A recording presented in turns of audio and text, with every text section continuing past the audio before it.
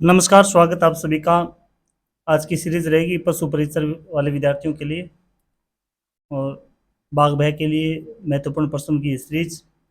पहला प्रश्न है, बकरी का गर्भकाल कितना होता है?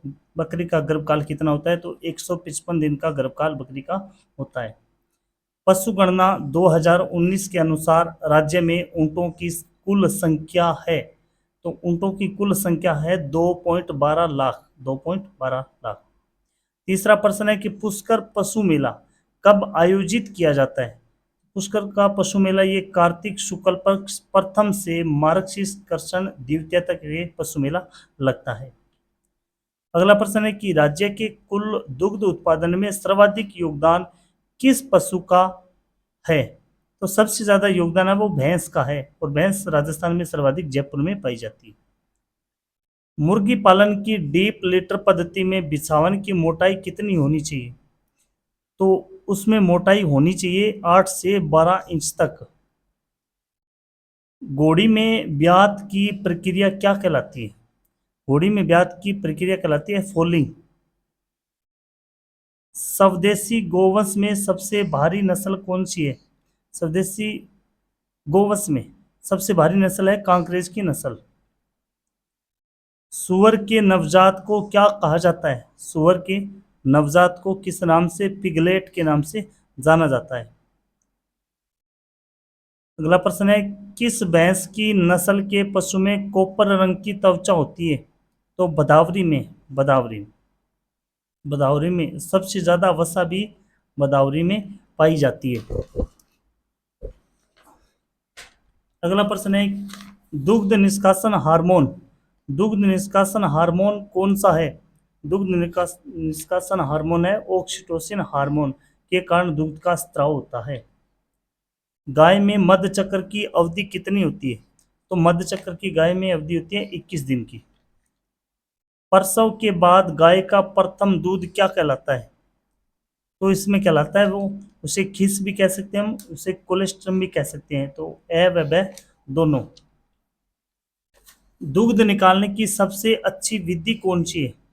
तो दूध निकालने की सबसे अच्छी विधि है पूर्ण हस्त दोहन विधि। पूर्ण हस्त दोहन विधि। गाय का सामान्य तापमान कितना होता है? तो गाय का सामान्य तापमान होता है 101.5 फ़ारेनहाइट। 101.5 फ़ारेनहाइट तापमान गाय का होता है। सुअर में प्रसव प्रक्रिया को क्या कहा जाता है? सुअर में प्रसव प्रक्रिया को कहते हैं फ्रोइंग। किस उम्र में मुर्गी अंडे देना प्रारंभ कर देती है? तो 22 सप्ताह की जब मुर्गी हो जाती है तो अंडे देना प्रारंभ कर देती है। गाय में कितने थन होते हैं? ये सामान्य सा क्वेश्चन है। गाय में 4 थन होते हैं। घोड़े का समूह क्या कहलाता है? घोड़े का समूह कहलाता है पैक। गाय को एक दिन में कितना पानी पीने की आवश्यकता होती है? तो 30 से 35 लीटर पानी। भेड़ में समागम की क्रिया क्या कहलाती है? तो वो कहलाती है टपिंग। समागम की प्रक्रिया वो क्या कहलाती है? टपिंग कहलाती है। अगला प्रश्न है, घोड़ी के गर्भावस्था की औसत अवधि कितनी होती है? तो घोड़ी की गर्भावस्था की अवधि होती है 330 दिन। भैंस की कौन सी नस्ल मुड़े हुए सींगों वाली होती है? तो मूरा नस्ल के सींग वो मुड़े हुए जलेबी आकार के होते हैं। श्री गोगामेडी पशु मेला कहाँ आयोजित होता है? तो ये हनुमानगढ़ में आयोजित होता है। एक ही नस्ल के चयनित एवं असंबंधित पशुओं के मध्य समागम को क्या कहा जाता है? तो ऐसे समागम को कहा जाता है बहिःसंकरण। राजस्थान में भैंसों के आनुवंशिक सुधार हेतु कौन सी नस्ल का उपयोग करते हैं? तो इसमें करते हैं मुरा और सुरती दोनों का, यानी ए व ब दोनों।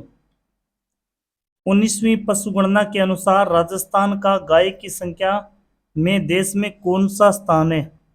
तो इसमें गाय की संख्या में छठा स्थान राजस्थान का है। राजस्थान का मांस उत्पादन में देश में कौन सा स्थान है? तो मांस उत्पादन में है 12वां स्थान। खच्चर म्यूल बनाने में किस किस जानवर का संकरण किया जाता है? तो इसमें घोड़ी व गधे का संकरण किया जाता है। कौन सी गाय की नस्ल स्वाई चाल के लिए प्रसिद्ध होती है?